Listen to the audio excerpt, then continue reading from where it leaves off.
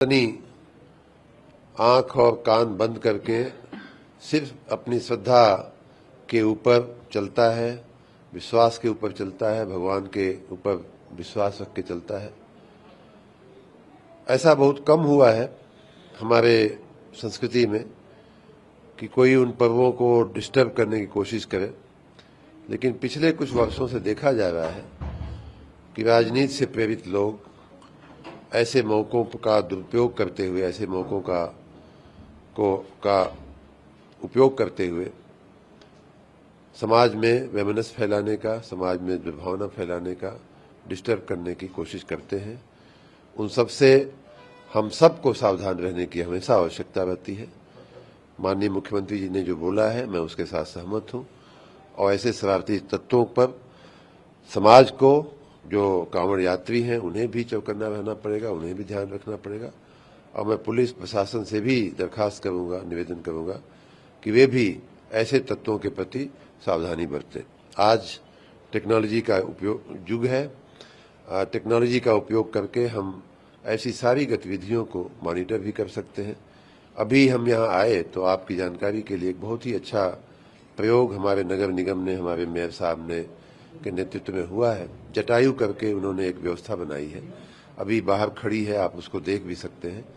उसमें एक पुराने रद्दी पड़े हुए वाहन को रिपेयर करके और वेस्ट मटेरियल से, अर्बन वेस्ट मटेरियल से उन्होंने उसको पूरा एक वाहन का स्वरूप दिया है और उसको एक चलते फिरते कंट्रोल रूम के रूप में उन्होंने बनाया है। अंदर टीवी है, अंदर ड्रोन को संचालित करने का कंट्रोल रूम बनाया हुआ है। और इनकी मंशा ये है, इनका व्यवस्था ये है कि जो कांवड़ यात्रा इनके नगर से होकर के गुजरेगी, उस पूरी कांवड़ यात्रा की मॉनिटरिंग, कि कहीं कोई डिस्टरबेंस न हो, ट्रैफिक में कहीं जाम न हो, कहीं कोई शरारती तत्व कोई दुर्घटना न कर जाए, इसकी पूरी मॉनिटरिंग ये लोग उस चलते मोबाइल कंट्रोल रूम के जरिए और ड्रोन के जरिए इस पूरी व्यवस्था को वो लोग देखेंगे। तो मैं पुलिस और प्रशासन के सभी लोगों से ये दरखास्त करूंगा कि जहां भी संभव हो, जहां भी ऐसी आशंकाएं हो, वहां आज टेक्नोलॉजी का उपयोग करके ऐसी मॉनिटरिंग की जा सकती है। और मैं चाहूंगा, मेरी ईश्वर से भी प्रार्थना है, प्रशासन से भी दरखास्त है कि कांवड़ियों को किसी भी प्रकार की कोई तकलीफ न पड़े, इसका पूरा इंतजाम हमें करना चाहिए। उत्तर प्रदेश पहले इस साल की अपेक्षा 2024-25 में आपकी जानकारी में होगा कि लगभग हमारे सभी नगर निगम अपने अपने श्रेणी में, कोई 10 लाख के ऊपर वाला नगर निगम है, मुरादाबाद जैसे 10 लाख के नीचे वाला निगम है।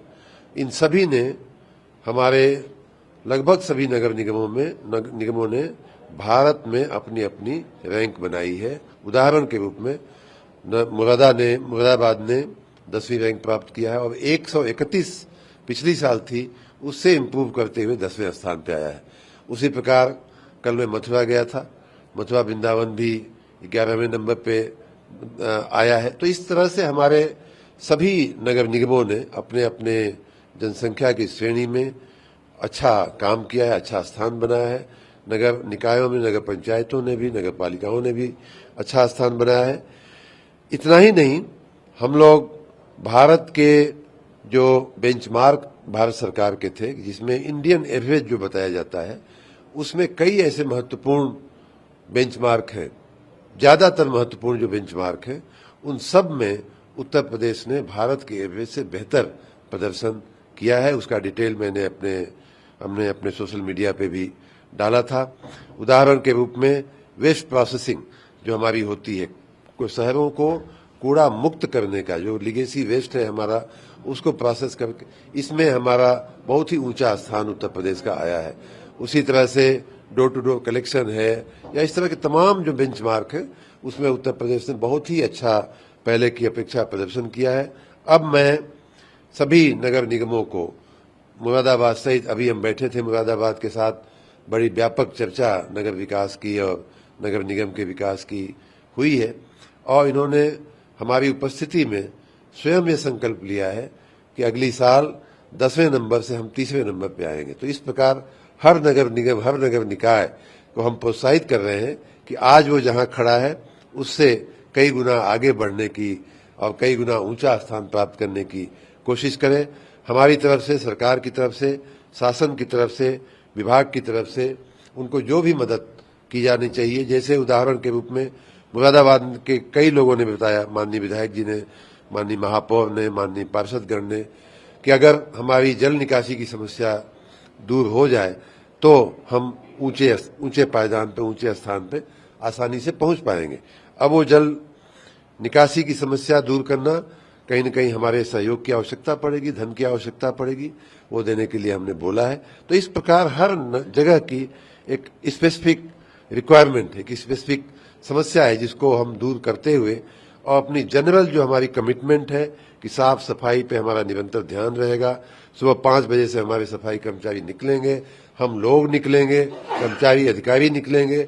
इस कमिटमेंट के साथ हम आने वाले सर्वेक्षण में हम और भी बेहतर उत्तर प्रदेश करेगा, ऐसी में भी मुझे पूरा विश्वास है।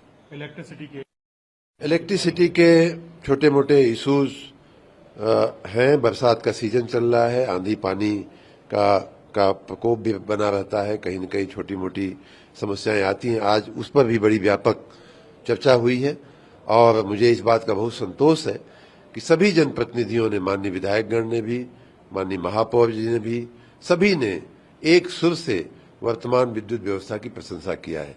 हमारे अधिकारियों के कामकाज की प्रशंसा किया है। कहीं कहीं छोटी मोटी या किसी व्यक्तिगत स्टाफ के व्यवहार की समस्याएं हो सकती हैं, लेकिन सामान्य रूप से सबने विद्युत आपूर्ति के बारे में, विद्युत के व्यवस्थाओं के बारे में, विद्युत व्यवस्थाओं के नवीनीकरण का जो इस पिछले 2-3 सालों में काम हुआ है, हमारी RDSS योजना, बिजनेस प्लान की योजना, इन सब में जो काम हुआ है, सभी जनप्रतिनिधियों ने उस पर संतोष व्यक्त किया है और हम निरंतर विद्युत व्यवस्था को हमेशा हमेशा के लिए बेहतर बनाने की दिशा में आगे बढ़ रहे हैं।